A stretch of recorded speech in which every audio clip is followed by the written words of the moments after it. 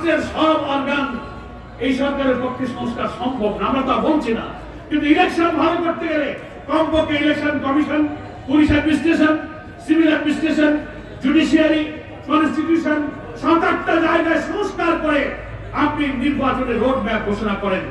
সরকার নির্বাচনের যে ধারণা দিয়েছেন, আমরা মনে করি আপনি এই ধারণার মধ্যেও একটি সুষ্ঠু নির্বাচনের জন্য সংখ্যানুপাতিক পদ্ধতিতে অবাধ নিরপেক্ষ একটা ফ্রি ফেয়ার ক্রেডিবল একটা পার্টিসিপেটরি ইলেকশনের জন্য একটি রোড ম্যাপ আপনি ঘোষণা করুন। জামায়াত ইসলামী অন্তর্বর্তীকালীন সরকারকে এরকম সুন্দর বাংলাদেশ গঠনে একটি নিরপেক্ষ নির্বাচনে এই সরকারের সাথে থাকবে, আমরা তাকে সাহায্য করব।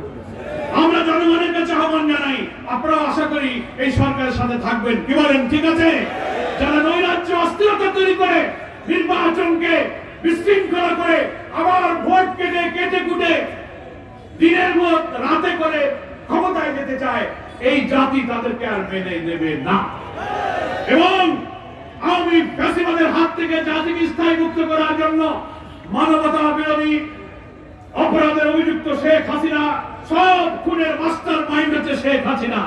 রবি ভাইটার হত্যা দিয়ে 24-এর 5 আগস্ট পর্যন্ত হাজার হাজার খুনের সমস্ত দায় হচ্ছে শেখ হাসিনা। উনি পালিয়ে চলে গেছেন, কোথায় গেছেন? যেখানকার মান সেখানেই চলে গেছে, ওখানে বসে ষড়যন্ত্র করতেছে। কোন ষড়যন্ত্রের কাজ হবে না। মাঝে মাঝে অডিও ভিডিও ছেড়ে বলে কি যে তোমরা সব কাজ করো, দেশের লোকের বলে আপা আপনি আসেন, অসুবিধা নাই, বলে তোমরা অস্থির হয়ে না, আমি যে কোনো সময় ঢুকে পড়বো। কিন্তু শুনছেন না? ঢুকে পড়ে দেখেন জনগণ আপনারা কি করে।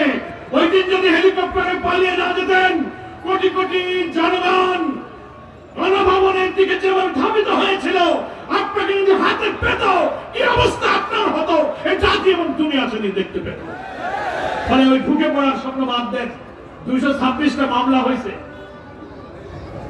রেড অ্যালার্ট হয়েছে, ওয়ারেন্ট জারি হয়েছে, দুদকে মামলা হয়েছে, ট্রাইব্যুনালে আপনি আমাদের প্রিয় নেতৃবৃন্দকে ফাঁসি দিয়েছিলেন, এখন সেই ট্রাইব্যুনালে আপনার ফাঁসির আয়োজন চলছে।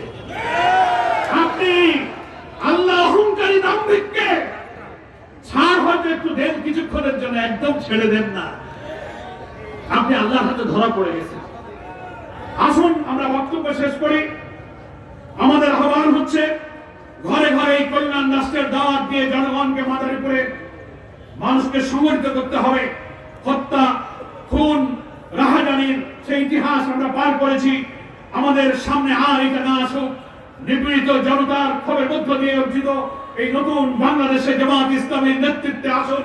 নতুন বাংলাদেশ নির্মাণের যে স্বপ্ন আমাদের শহীদদের, সেই বাংলাদেশ গঠনে আমরা জামায়াত ইসলামীর সাথে ঐক্যবদ্ধ হই।